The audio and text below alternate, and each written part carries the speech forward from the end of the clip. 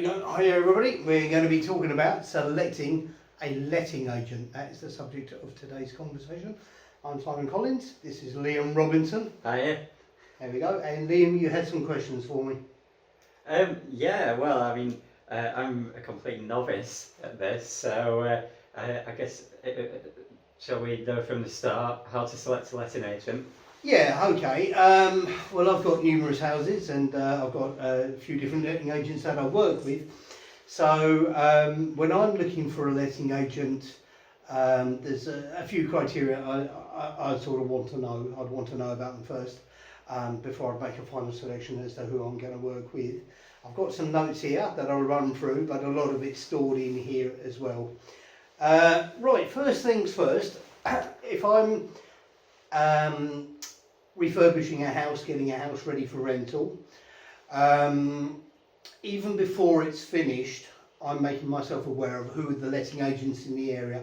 First thing I'm looking for is what are the boards up around the streets, who's got the coverage, who's got the market penetration. As I'm travelling around to the town, you know, B&Q or MKM or Travis Perkins, who's are the ones on the shop fronts, on the high streets that are really kind of high profile, who are visible to the public. The next thing I'm going to be looking at is what's their website like, you know, a good, decent, professional website, something that's easy to navigate. So that's what we're talking about. So that's about their presentation, that's about their market penetration, their visibility. The next thing I'm going to do is I'm going to be having a look on Rightmove or Zoopla or On the Market or Prime Location. I want to know, are they penetrating out there into the Google searches? Some letting agents are going to maybe do one or two of those. Ideally, you want as much coverage as you can get, you know. So that's about the marketing. That's about the visibility. Now, the next thing I'm going to do then is I'm going to ring them. And you can tell a lot from that first phone call. For a start, do they pick up the phone? Because if you're a tenant and you want to make an inquiry and the other side don't pick up the phone, then we've got a problem as a landlord. Yeah. So my first test is I ring, do they in fact pick up the phone? When I do get through to somebody, the next question becomes, how do they handle the inquiry? Now, I appreciate with a lot of letting agents, that can often mean that the person that's dealing with it is out in the field. They could be out on a viewing, showing a tenant or meeting a landlord. So they're not always going to be there. But what I want to know is there someone there to deal with it? If not, am I going to be told they'll ring me back? If they are going to ring me back, do they in fact do so? Or secondly, if they're not there and I'm asked to ring back, right, that's fine. I don't mind that again, but if it's going to be again and again and again, then we've got a problem. Because from a tenant perspective, how many times would a tenant do that before they go, oh, they're a load of bollocks, you know, and then they'll lose the interest. Because as a landlord perspective, I want bums on seats. I want to get it let out. So how they handle the incoming business, how they handle their inquiries, that's really important to me. Right. Yeah, I guess that's just like customer service, isn't it? Forward-facing customer services, dealing with an inquiry, dealing with a sales inquiry. That's the first thing. Then when I've found the person I'm supposed to be dealing with, the next thing is to sort out a face-to-face meeting with them. Then I have my personal criteria which I want to run through with them, and I'll have a list of questions for them. Most letting agents are going to do either a tenant find or a fully managed service. What's typically common with them is a tenant find. They may just literally find you the tenant, and that would typically be 1 month's rent in advance is what they might charge. Now, the thing with any private enterprise like that, business to business, face to face, is everything's negotiable. So don't be afraid to sort of try and squeeze them down a little bit on the price, you know. Now, if you're going fully managed with them... So that's how much they tend to charge the landlord? Yeah, well, there's new legislation came in recently. There were letting agents taking the piss and really overcharging tenants, incoming tenants, and that became a little bit of a political hot potato. Then there was like a little bit of legislation came in. Everyone's had to suffer because of a few bad letting agents on that. But letting agents' fees, upfront fees, have come right down to the tenants.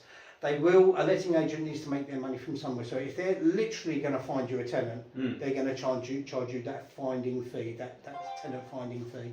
Right, and that's usually 1 month's rent. Typically 1 month's rent, but don't be afraid to negotiate that. Now, typically what would be incorporated into that finding fee would be their marketing, the installation of the tenant, possibly an inventory. You may have to pay for that separately, and possibly the AST, the Assured Short Hold Tenancy Agreement, or you may have to pay for that separately. But you work it out, you sit down, you have that conversation, and you work it out with them what exactly is included in getting that tenant in. After that, they hand it over to you, and it's up to you to collect your rent, and it's up to you to do your maintenance, and it's up to you to chase any rent arrears. That's how the tenant find service works. You know? Right, okay. So they don't really look after the property after that. They just they just get them installed. Yeah. Okay. So that installation is finding them, the tenancy agreement, the inventory, the checklist to make sure everything's, that their carpets aren't damaged and the walls aren't damaged and things aren't broken. It'll all be itemised, so the tenant knows exactly what they're getting when they're going in. Yeah. That's called an inventory. Yeah. So have that conversation, know what you're asking for, know what they're offering you. Now then, if you decide to go with a fully managed service, it'll be all that upfront stuff, plus it'll be ongoing rent collection. If there's maintenance issues, they'll advise you of that. They should have tradesmen in the area that they can hook you up with and get the works done. If there's any rent arrears occurring, which God forbid it shouldn't, but if any rent arrears occur, they'll chase those up for you. And in the event of having a bad tenant or something where you need to evict, they'll look after the eviction notices. It's Section 21 and Section 8 is what they call this, is getting your property back. If you're going with a fully managed thing like that, typical price for that would be 10% of the gross rent plus VAT. That's the typical price. But like I say, everything's negotiable. So don't be afraid to ask for 10% including VAT. Yeah. Now, if you're going fully managed, quite often what a lot of letting agents will do is they'll go, well, because we're going to be managing it on an ongoing basis, the finder fee, the setup fee, is really only half a month's rent.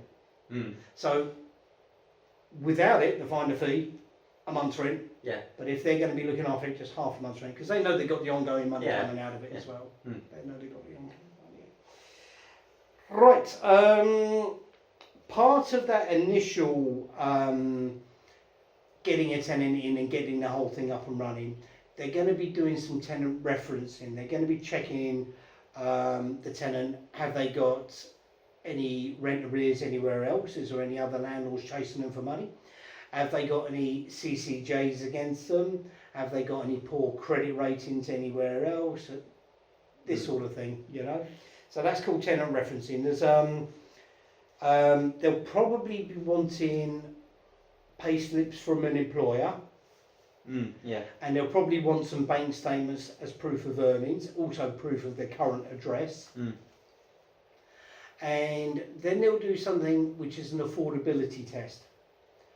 And that's really their income, expenses, general living expenses, and the rent, i.e. can they actually afford it. And it's done on a ratio calculus. Normally most letting agents are ratio calculus.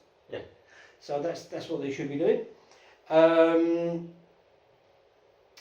Right, part of that process as well, which they'll do, is when a tenant puts up a deposit, which is to protect your interests, You won't see that deposit. It'll never be given to you, Yeah. and the letting agent isn't allowed to. It has to be put into something called a DPS, a deposit protection scheme. Yeah. Right. So there's two ways of doing that. There's custodial and insured. Now, custodial means the letting agent actually has to lodge that money with a third-party company. Now, they'll have an online account. As soon as it's lodged, they can see it in that account. Mm. And then the insured scheme is where they can actually, the letting agent will keep the money back and then pay to an insurer a premium. So if there's ever any problems in the future, it can be claimed upon. Right. They're government-run schemes by third-party companies. It's legislation and it's regulation, so it's a necessity. Yeah. You know. As I touched upon, an incoming tenant will need something called an AST, Assured Short Hold Tenancy Agreement. Right. To the best of my knowledge, at the moment there's still 6 months tenancy. Mm. Now what that means to say is when a tenant moves in, they are guaranteed 6 months living there. You can't ask them to leave. Yeah. Now if you wanted them out in the 6 months, you'd have to give them a month's notice on the 5th month. Mm. Right? Now after that, some letting agents are going to go, well, we need them to sign another 6 month AST. Mm. And every time then the letting agent is going to want to charge somebody a fee for doing that, really. But it's just a renewal. What you're better off doing is stating to the letting agent at the beginning that you want the tenant going on to a rolling periodic tenancy. So that's like an assumption. It's like an assumption that the tenancy will carry on. Now then, if the tenant in that period of rolling periodic tenancy wanted to give you notice, they only have to give you 1 month's notice. Yeah. Okay? But if you wanted to give them notice, you've got to give them 2 months' notice. Right? Right.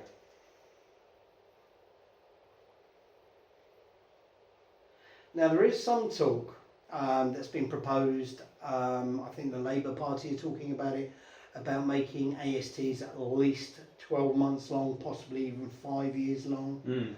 Mm. I don't think that's legislation yet. There's been talk about it. It won't be popular with buy-to-let lenders. The mortgage lenders won't like it. They like to know there's 6 months guaranteed rent coming in that you can cover the mortgage. They like that, but they don't like the idea if you default on the mortgage that they've got a tenant that they then have to hang on to. Mm. Right? So buy-to-let lenders tend to favour the 6 month ASTs. Yeah. It's popular Yeah. with them. Well, I'd have thought a lot of tenants would quite like the 6 month. Like when I was looking to rent houses, I wouldn't have wanted to sign up for 5 years because you don't know what the house is going to be like. Well, indeed, absolutely, and most people these days want the flexibility. There was a time when there was, I suppose, early 90s, late 80s, early 90s now, when owning your own home was everything for everybody. But these days, people are on short-term employment contracts. Employment isn't jobs for life anymore. Workers move about. There's more of a move in the last 15 years back towards tenancies anyway. It suits a lot of people. House sharing suits a lot of people. So yeah, 6 months ASTs tend to be more happier for tenants as well. Yeah. You know. Right then, when you're discussing with your letting agent, fully managed, most of them will say incorporated into that fully managed are regular inspections. It may be every 12 weeks, regular inspections. Mm. Now, a lot of letting agents say it, they don't always do it.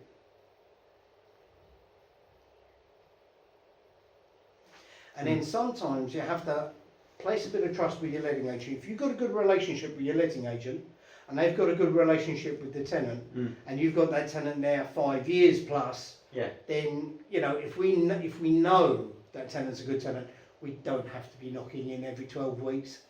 Do you know that way? Yeah. So a lot of that's about knowing your customer. But if you get a house back at at the end of a tenancy, and the letting agent's like, well, you know, it's trashed, it's been left in a really bad way, then the question arises, well, why didn't you spot that at the 12-week intervals? I've been paying for ongoing inspections, but I haven't been getting them. I've been paying for fully managed, but clearly you haven't been doing it. Yeah. You know, so it's up to the letting agent to manage the property and manage the tenant. It's up to you as the landlord to manage the letting agent. Make sense? Yeah. Good stuff. Good stuff. Okay. Right. Another expectation I would have from letting agents is some will have their in-house maintenance team, their own handyman. Others will use outside contractors. Right? My perspective on it.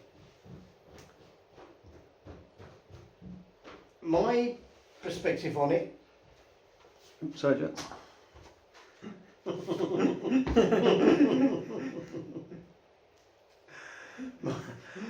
My perspective on it is I've completely lost my place. Hey there. Yeah, my perspective on that then. If you're paying for fully managed, then month on month it ticks along, and the letting agents getting their money. Yeah. Right. So as and when a maintenance issue arises, okay, I would expect a letting agent to just look after that. Yeah. What some of them do is they put a margin on. So it could be a repair bill of £100 and they're putting on 20% for themselves. Now, that rather begs the question to me is, where's the incentive for them to work in my best interest and keep the cost down? Yeah. Now, it's not necessarily about getting the cheapest possible deal, but what you want is competence, the thing done properly, the thing done fast, at a competitive rate. That's where the real value is. Yeah. So, I would say, if they're using outside contractors, they want the best of 3 quotes, and they want to monitor those contractors on a regular basis. Does that make sense? Yeah. Okay, so monitor the contractor on a regular basis, best of 3 quotes, because what tends to happen with tradesmen is they're keen to impress a letting agent, they get in there, they're doing the best of work, they're doing the cheapest of prices. When they get comfortable, when their feet are under the table, then the price creeps up and the workmanship quality kind of goes down, they're getting very comfortable, you know. So it's up to the letting agent to keep on top of that. Now, some letting agents have their in-house property management, their in-house maintenance team. I don't like that personally because staff are an extra overhead, and when business goes quiet, this other income stream comes into play, and then it'll be sent out to the properties and it's like, don't find something wrong with that, we need to find your wages this week. Yeah. Or it's coming up to Christmas and the bonuses need to be paid, get out there and find some maintenance work. Yeah. And that's not in the best interest of the landlord. So I favour outside contractors, best of 3 quotes, monitor them regularly. So that's the line of questioning I go down when I'm talking to letting agents. Yeah. Okay. Some letting agents try and upsell things you don't need, right? For instance, they will tell you you need a Legionnaire's certificate. Some unscrupulous ones would even tell you it's a legal requirement, and it's not. A Legionnaire's certificate isn't needed. You don't have to get it certificated to be legislation compliant. It's a good idea to do the checks for Legionnaires if a property's been left empty for a long time. Yeah. So if you've still got a tank in the loft, drain it. Run all the taps, flush the toilet, clean the shower head, put J's fluid down the U-bends or bleach down the U-bends. That's pretty much job's a good one. Yeah. You Yeah. don't just basically just drain all the taps and all the systems. it's just because otherwise you end up with old stagnant water sitting in the shower head or in a U-bend of the bath, and it's about getting rid of that stuff. Now, any handyman can do that for you if you're not on site. So don't buy into a letting agent telling you, oh, you've got to have the proper certificate and it's going to cost you £70 or £80 a year. It's a load of my as the Irish would say. Right, you will need a gas certificate once a year. And your letting agent will organise that for you. Typical cost from a letting agent will be somewhere between 40 and £70.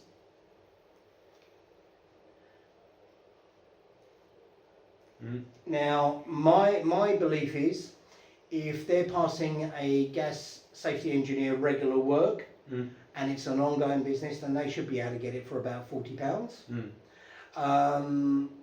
Likewise, fully managed to my mind is fully managed, so they shouldn't be putting a markup on it for themselves. But it's up to you. Every letting agent is going to be different, so it's up to you to go into each of these letting agents that you decide upon, have that conversation and see exactly where they're coming from and what they intend. Yeah.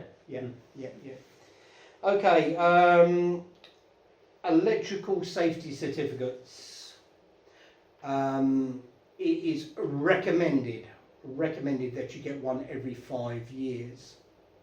Some letting agents try and sell you one every year with your gas certificate, but that's not a requirement. So it's recommended every 5 years. Right. Yeah. Is that a similar price? Can't remember off the top of my head. Yeah. Can't remember. It's really just a matter of going round plug sockets and switches with a multimeter, looking for shorts and voltage drops. It's not complicated. I think it'd probably take most electricians about an hour to do or something. Yeah. Right. The inventory when they move in, then inventory is literally a list. It's a list of everything in the place. I mean, I'm talking everything, including walls, lights, curtains, everything. It'll come with photographs, right? A good inventory will come with photographs, and if there's any damage, any cracks, splits, tears, or tears in the sofa or anything like that, it will be listed on there. Yeah. Now, more often than not, letting agents will use a third-party company. That's to prevent a conflict of interest that move in and move out, because they're completely impartial. So you pay a little bit for that third-party company coming in. Now, if you were to have a problem with the tenant moving out, because it's been done by a third-party company, it is admissible as evidence. It's evidence within a courtroom situation.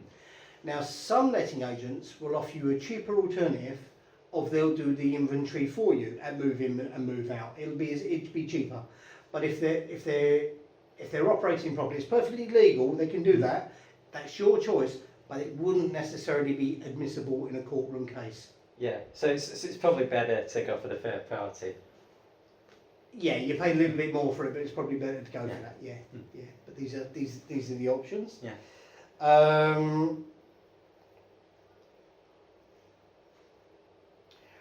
My personal preference has always been for working tenants. My personal belief is, if you're the right kind of landlord, conscientious, and you give a damn about what you do, and you prepare the property to a high standard, everything working. I mean, I personally would never put anybody into a damp house. I know landlords that have done that sort of thing, and it doesn't sit comfortably with me. I would always select a letting agent that works to a high standard, you know, and I would always stipulate working tenants. So I think if you're the kind of landlord that cares, and you've got a letting agent that cares, and you've got the right kind of house, and you've got the right kind of tenant, the whole thing should tick along nicely. Where the issues arise is where you've got a piss poor house with damp and maintenance issues and problems like that, and where the letting agent doesn't give a damn, and he'll put any old tenant in there, and then the tenant doesn't give a damn, and then things start to go horribly wrong, and that's where the stress comes in, and that's where you end up with these TV programs like Slum Landlords and Nightmare Tenants and that sort of thing. But all that can be avoided if you just simply have a sense of quality about you and what you're trying to achieve. Okay. what you want from your letting agent as well, they need to get a board outside, a board, you know, a let's board outside. Oh yeah. Ideally, they want to be able to produce a PDF marketing brochure. So when you go onto Rightmove, or you go onto Zoopla or Prime Location, or wherever they're marketing it on their own website and everything, ideally as a tenant looking, ideally you want to be able to download it as a PDF, or at least at the minimum print that off that page. Yeah. You know, so the tenant has something to hold, you know. Yeah. I like a PDF as a marketing brochure. I like a letting agent to send it to me. Yeah. I like to be able to keep them from your own reference as much as anything. Right, from a landlord perspective, I like within the letting agent a point of contact. You can get that in the smaller family-run businesses, to know who you're dealing with, to have a name that you can ask for. That doesn't always happen in the big corporate letting agents. You can end up dealing with different people every time, or your case has been assigned to, or your house has been assigned to. I like that personal touch to know who I'm going to be dealing with. If you've got a name and you've got that relationship, if things do go wrong, you've got somebody you can hold accountable. And that's the way I like it. Yeah.